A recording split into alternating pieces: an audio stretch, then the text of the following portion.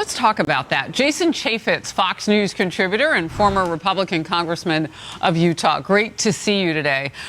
Let's start there. There was no real coattail pulling, as they say in politics. You know, you can kind of ride. If one Republican wins by a big enough margin, you kind of can win with another one on their coattails. There wasn't a lot of that last night. Let's get to the nub of this. Endorsements don't matter. People are smart enough. They're going to go out and look at each issue, each candidate. They're going to compare it to the other one. I don't think if you pollsters, forget about it. Why do we keep paying these people money to tell us what? I mean, they got it so wrong. So I was with a live audience last night, and they made it very clear that they don't appreciate the fact that people put so much into the polling so close to races because people lie. And it was interesting to spend time with this group that says, you know, we're in a society now where if you vote one way or another, people bully you.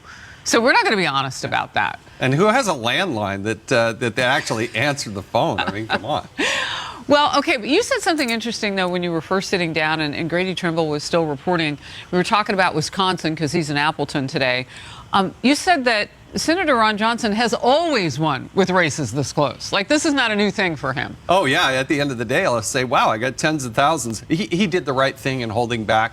Ultimately, I think Republicans win there. I think Republicans win in Nevada. I think Adam Laxalt will continue to see that same-day voting come his direction. And same with Blake Masters in Arizona. I got to tell you, I digested a little bit more. This was not the red tsunami. I think it's two different races. You look at Florida, that was a tsunami. Ron DeSantis, Marco Rubio, what they did throughout the whole state of Florida, that was a tsunami. And then there's the rest of the country where Republicans better think hard because they did not have the type of night. If you're really adamant about the issues and they're all on your side, why weren't the Republicans sweeping all of these races? Do you have a thought? You've got to be able to communicate, you know, and I don't think that the communication was as good as they thought it was going to be. You also have to get out the vote, but Republicans better look deep because if you're not going to win with all the issues on your side, a president that's incompetent, a vice president who has no voice in the game, then when are you going to win if you can't win in that atmosphere? Ooh, some tough talk today from Jason Chaffetz. And sometimes that's what you need to be introspective, as you're saying. A big shocker in New York's 17th district.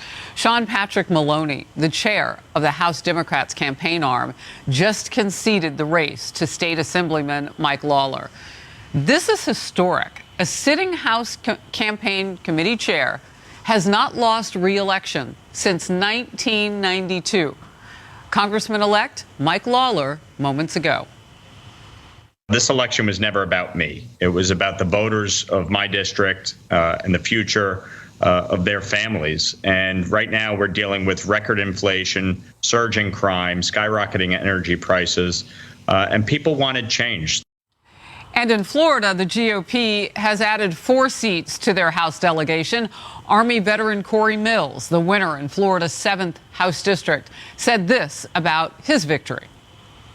Things like economy and inflation was a driving factor. The things like their out-of-touch messaging, I think, was a big factor. But also, I think in my district specifically, they really saw me as a person of action, whether it was my service in the military as a combat veteran, whether it was me going to Afghanistan to help rescue Americans after the botched withdrawal, or even during Hurricane Ian. You know, Jason, I'm wondering if that introspection for Republicans includes or does not include former President Trump. I hope so. I think it really needs to. I think for him, even before the votes were closed, to start to take shots at Ron DeSantis, I mean, honestly, when I go out there and listen, and Donald Trump's not going to like this, but I got to tell you, the people I talk to, they say, we love Donald Trump. We're so grateful that he beat Hillary Clinton. We love his policies. We think it's unfair how the media has treated him. It's unfair what the Department of Justice has treated him. But you know what? We don't like all the drama. We like Ron DeSantis. That's what I hear, and it's going to be fascinating. But I don't think Republicans want to hear infighting between Donald Trump and Ron DeSantis. And right now, Donald Trump keeps taking shots at Ron DeSantis. That is not going to play well. Well, look, only one of them picked up 20 points last night because that's the person who was running on the ticket. And, you know, there are critics out there who say, well, Trump helped DeSantis by taking some shots at him because people who thought he was just an also-ran went out and voted, and that might have driven up the point spread. Some of the people that kind of kept arm's length with Donald Trump, think of Governor Kemp. He did exceptionally well. Ron DeSantis did exceptionally well. They're not running away from the MAGA doctrine, but they're trying to say, hey, I've got my own, agenda, and I am not going to be beholden. I'm not just the puppet of this person. And again, Donald Trump is still wildly popular. Don't get me wrong. And his policies are wildly popular. But there's a point to which you've got to actually be able to say, I'm in the two people we just heard. You can see why they're good candidates and why they won. But it was the night of the incumbent because 98% of the incumbents, they won re-election. Yeah, that's a good point. The New York Post wrote this: GOP-controlled House has plenty to investigate on the big guy, Joe Biden, and House Minority Leader Kevin McCarthy gave a preview of what the GOP might be looking into. We're also going to have a government that's accountable. We should know where the origins of COVID began. We should know what happened those last 60 days of Afghanistan so it never happens again. And then we should also make sure that the DOJ stops going after parents simply because they go to a school board meeting and want to say in their kids' education. But on that very first day, we're going to repeal 87,000 new IRS agents. Now, that's a close that a lot of Republican voters said that they wanted to hear. Yeah, the Republicans did. The question is that what the independents wanted to hear? Because if it's those independents that haven't made up their mind, that are that 5% that sit in the middle. And we got to look really hard and say, why wasn't that persuasive to those people? Why did they break for Republicans en masse? So last night we had a live audience. Pollster Lee Carter was with me, and what she does is more than just giving surveys and polls. She does the real-time look with the live lines, and it's like a focus group. And she said that independents have been telling her for months that Republicans complained more than they answered questions.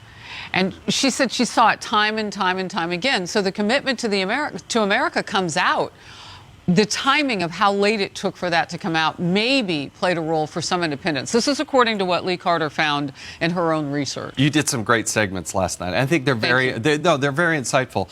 And remember the lesson from Bill Clinton. The elections are about the future, right? Right. They're always about the future. So you can complain to stir up the base, but you got to talk about the future. Democrats actually did this. They talked about abortion.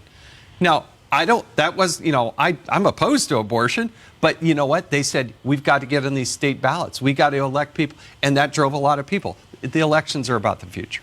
All right. Good to see you. Thank you. Thank you. Always plain talk from Jason Chaffetz.